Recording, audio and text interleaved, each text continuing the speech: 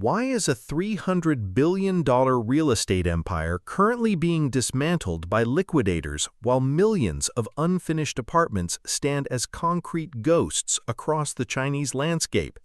Today, we are analyzing the Evergrande collapse and the China real estate crisis to see exactly where the financial engineering and the macroeconomic blueprints of the world's second-largest economy went wrong. By the end of this investigation, you will understand the Ponzi-Construction Loop, the specific mathematical error that allowed a single company to borrow $300 billion against buildings that didn't exist, and why this structural crack is currently threatening the entire global financial foundation. Most people think Evergrande failed because of a simple housing market cooling. They're wrong. It didn't fail because people stopped wanting houses. It failed because the Chinese government intentionally pulled the structural supports out from under a skyscraper of debt that had become too heavy for the earth to hold. If you are fascinated by the hidden flaws in massive infrastructure and the forensic autopsy of economic disasters, you are in the right place. Subscribe, because every collapsed empire leaves a blueprint, and we're here to decode it. I've always been fascinated by the physics of leverage, how a small amount of capital can move a mountain of steel, provided the mountain keeps moving. But as any structural engineer will tell you, the moment the momentum stops, the weight of that mountain transfers directly to the base. Once you understand the mechanics of the Chinese property market, the disaster of Evergrande starts to make total sense. To understand the collapse, we have to look at the engineering fundamentals of the pre-sale model. In most of the world, you build a house and then sell it. In China, Evergrande sold the house, took the customer's full payment, and then used that money not just to build the house, but to buy more land to sell more houses that didn't exist yet. From a physics standpoint, this is a kinetic chain reaction. As long as new people keep buying, the chain stays tensioned. But if the buyers hesitate for even a second, the tension snaps. Imagine a skyline filled with thousands of tower cranes that haven't moved in 3 years. Let's look at the actual blueprints of the Evergrande business model. At its peak, Evergrande owned enough land to house the entire population of Portugal. But they didn't actually own it in the way we think. They were anchoring their foundation into porous debt. Watch what happens to the internal rebar of a multi-billion-dollar corporation when the government introduces the 3 red lines policy. This was a set of strict financial ratios designed to limit how much developers could borrow. It was the equivalent of a city inspector walking onto a construction site and declaring that the steel wasn't thick enough to support the height of the building. Overnight, Evergrande's ability to borrow new money to pay off old debt was cut off.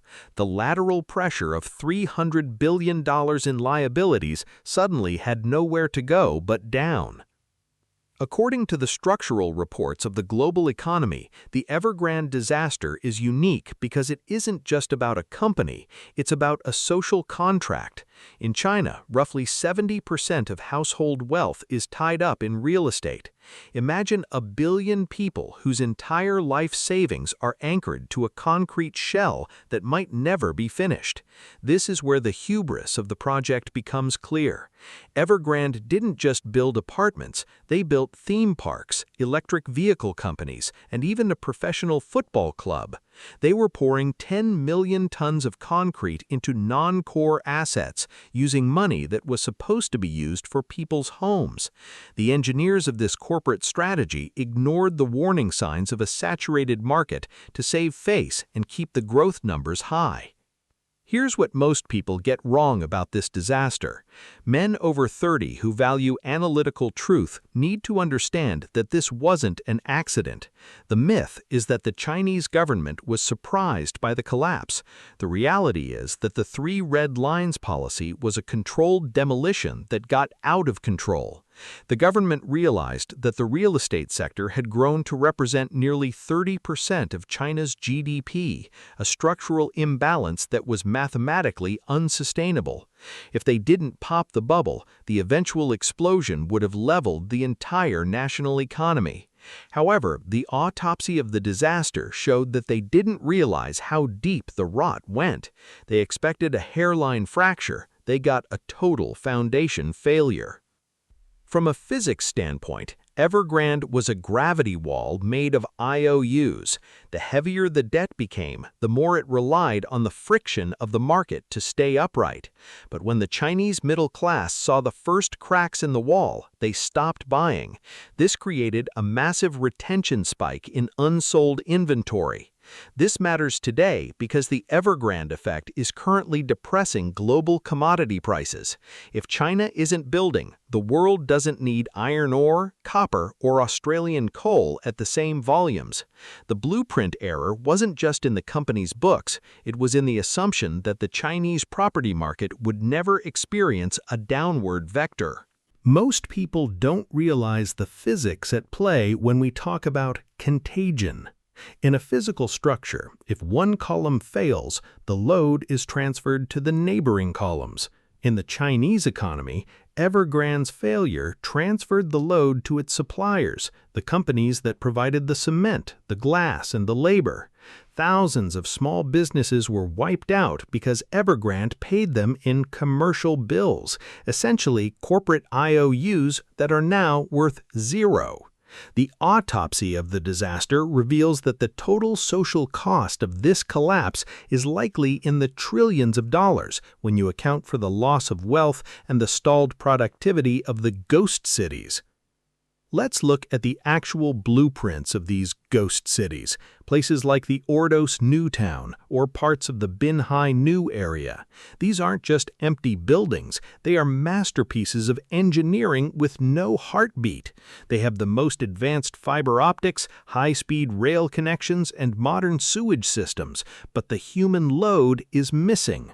A city without people is like a bridge without a deck. It's a monument to an incomplete thought.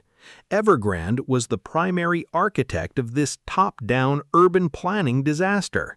They built for the sake of building, fueled by a management ego that believed supply creates its own demand. The math of the 21st century has proven them wrong. The real-world application of this disaster is a warning to the West about the dangers of financialization. If you look at the housing markets in Canada, Australia, and the United States, you see the same symptoms: rising prices driven by investment rather than utility. While we aren't building ghost cities, we are building debt skyscraper models.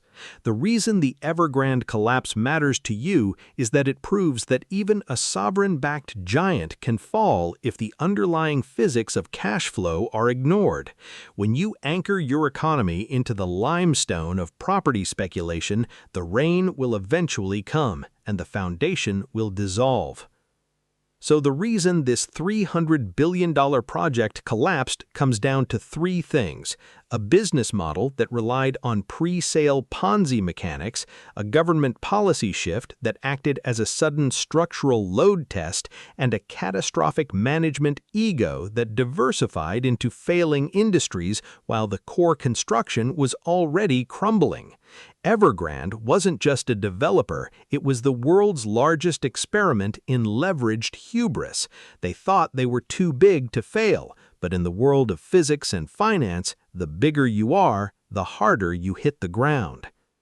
As we look at the summary, the takeaway is simple.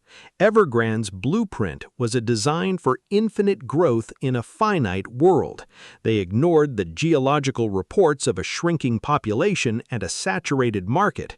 Today, the liquidators are picking through the rubble, but the concrete debt remains.